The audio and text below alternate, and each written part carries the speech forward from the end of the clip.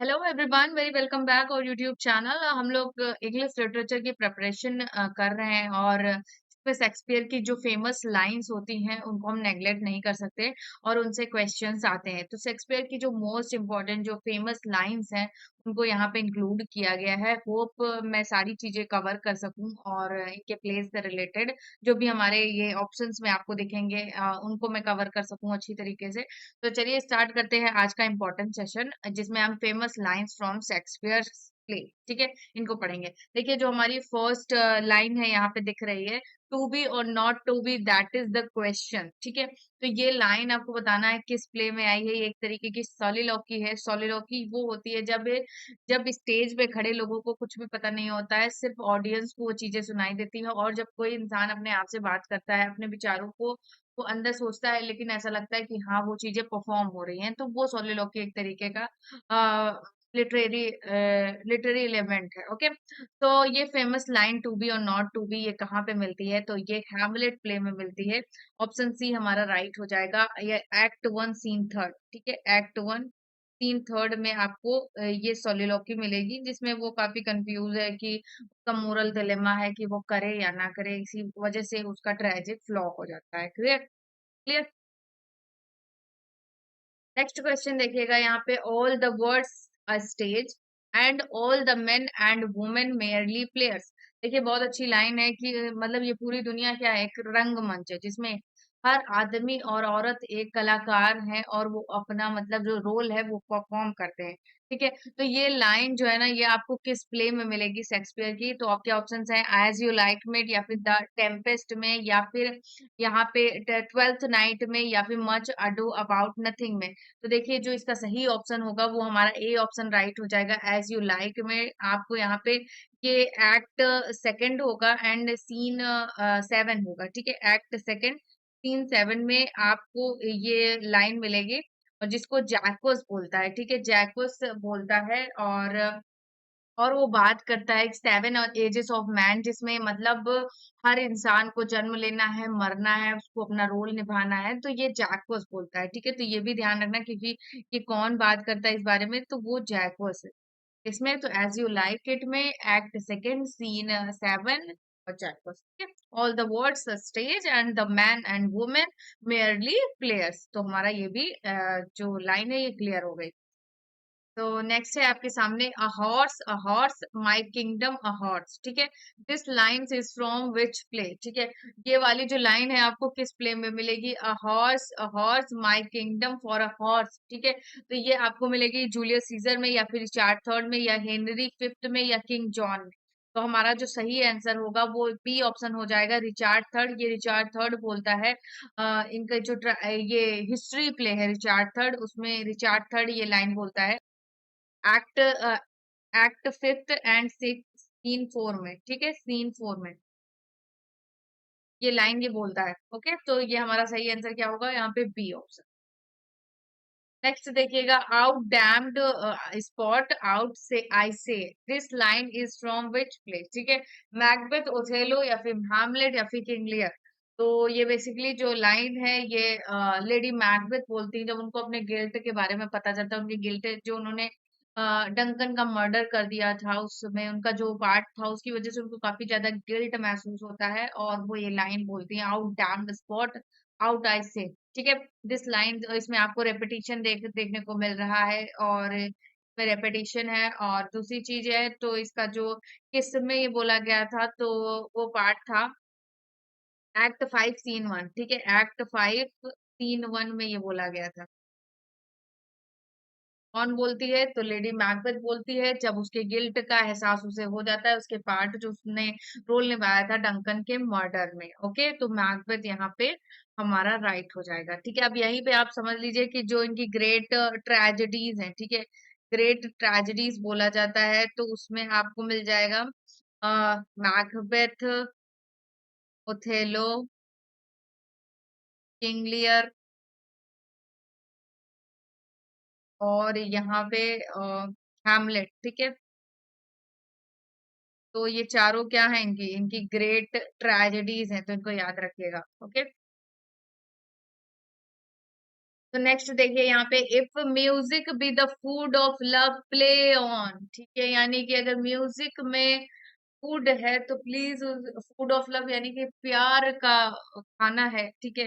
Music में एक ऐसा मतलब चीज आपको मिल रही है जिससे आप में क्या अच्छा सा चेंज हो रहा है, इमोशन है। फूड ऑफ लव यानी कि कोई आप में पॉजिटिव चेंज हो रहा है, तो प्लीज इसको रखिए अपने साथ, ऐसा बोला जा रहा है। This line is from which play, if music be the food of love play on the tempest much ado about nothing, या फिर ट्वेल्थ नाइट, या फिर एज यू लाइक इट, ठीक है।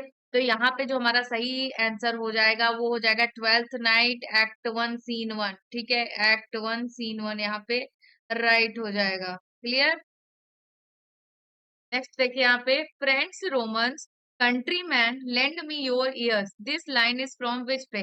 बेसिकली एक तरीके की ये स्पीच है, और ये बोला जाता है जूलियस सीजर में, या फिर कोरियोलेनस में, या फिर एंटनी एंड क्लियोपैट्रा में, या फिर टिमोन्स ऑफ एथेंस में, ठीक है।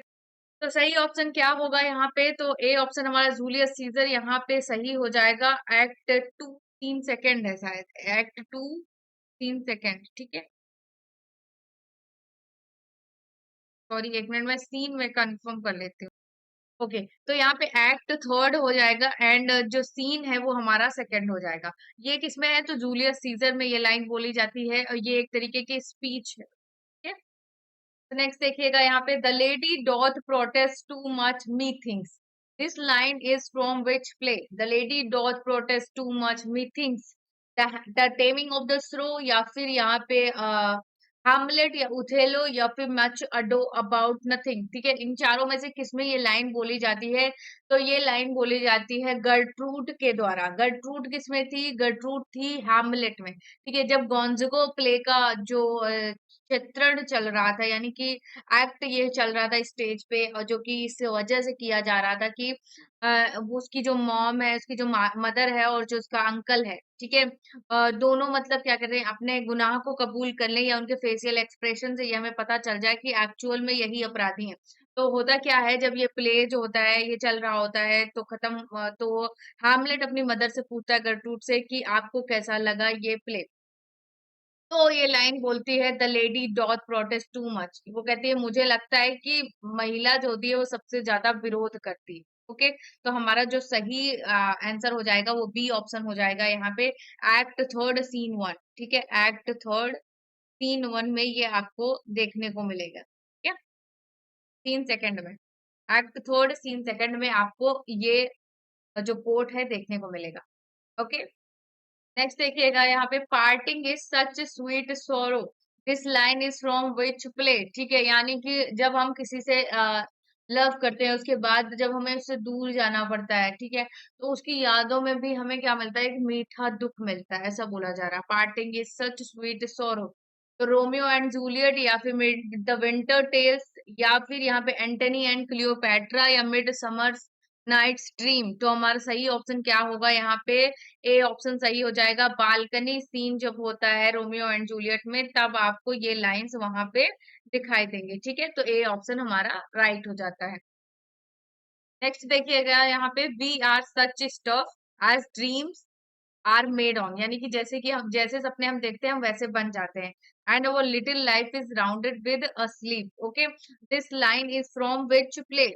तो हम ये लाइन किस प्ले में देखते हैं, अमिड समर नाइट्स ड्रीम में, या फिर द टेम्पेस्ट में, या फिर हैमलेट में, या मैकबेथ में। तो हमारा जो सही आंसर होगा यहाँ पे द टेम्पेस्ट हो जाएगा, एक्ट फोर सीन वन, ठीक है। एक्ट फोर सीन वन में आपको ये लाइंस देखने को मिलेंगे। तो हमारा आंसर राइट जो होगा वो बी ऑप्शन, द टेम्पेस्ट। तो नेक्स्ट देखिएगा यहाँ पे, now is the winter of our discontent, यानी now is the winter of our discontent, यानी कि यह हमारे असंतोष का टाइम है, ठीक है, असंतोष सती है। तो इसमें काफी ज्यादा वो डिससेटिस्फाइड था अपने मतलब जो भी चीजें हुई थी उसके बाद से। तो वो रिचार्ड थर्ड था, ठीक है, यानी कि इनका हिस्ट्री प्ले रिचार्ड थर्ड यहाँ पे लाइन यहाँ पे बोली जाती है, सॉरी, रिचार्ड थर्ड में ही बोली जाती है, ठीक है। रिचार्ड सेकंड में नहीं, रिचार्ड थर्ड में ये लाइंस बोली जाती हैं। तो हमारा डी ऑप्शन यहाँ पे राइट हो जाएगा, और रिचार्ड थर्ड ये लाइंस बोलता है। ओके, तो यहाँ पे हमारा इम्पोर्टेंट जो सेशन था जिसमें हमने आपसे कहा था कि हम शेक्सपियर की इम्पोर्टेंट लाइंस को कवर करेंगे जो कि डिफरेंट डिफरेंट एग्जाम्स में आई हुई हैं, तो उनको कवर किया है यहाँ पे। अगर आप और भी लाइंस पढ़ना चाहते हैं जैसे कि हैमलेट की सोलिलोquies काफी ज्यादा फेमस है, तो आप हैमलेट एंड मैकबेथ के अगर मतलब सिंगल सिंगल पार्ट में करना चाहते हैं तो प्लीज कमेंट करिए और मैं वो भी कवर करवा दूंगी, क्योंकि हैमलेट की सोलिलोquies काफी ज्यादा फेमस है और ये जो लेडी मैकबेथ के कोट्स हैं ये भी काफी ज्यादा फेमस है। तो ये काफी ज्यादा एग्जाम्स में बार बार रिपीटेड होते हैं और इनको हमको डिटेल में कवर करना ही चाहिए। बिकॉज क्या है ना कि हमें ऐसा होता है कि हम उस प्ले के कैरेक्टर्स को जानते हैं, समरी को पढ़ लेते हैं, बट डिट्टो जो वो टेक्स्ट होता है उसको हमारे पास पढ़ने का ना ही टाइम होता है, ना ही हम इतने डिटेल में पढ़ पाते हैं। तो कोशिश करिए कि इंपॉर्टेंट जो फ्रेजेस हैं, इंपॉर्टेंट लाइन्स हैं, उनको जरूर कवर कर लें। ओके, तो अगर आप पढ़ना चाहते हैं तो प्लीज कमेंट करिए, मैं वो भी कवर करवा दूंगी। तो आपको यहाँ पे स्पेसिफिक जो टॉपिक्स हैं उन पे आपको वीडियोस मिलेंगे। तो थैंक्स फॉर वॉचिंग, मिलते हैं नेक्स्ट वीडियो में। Bye bye.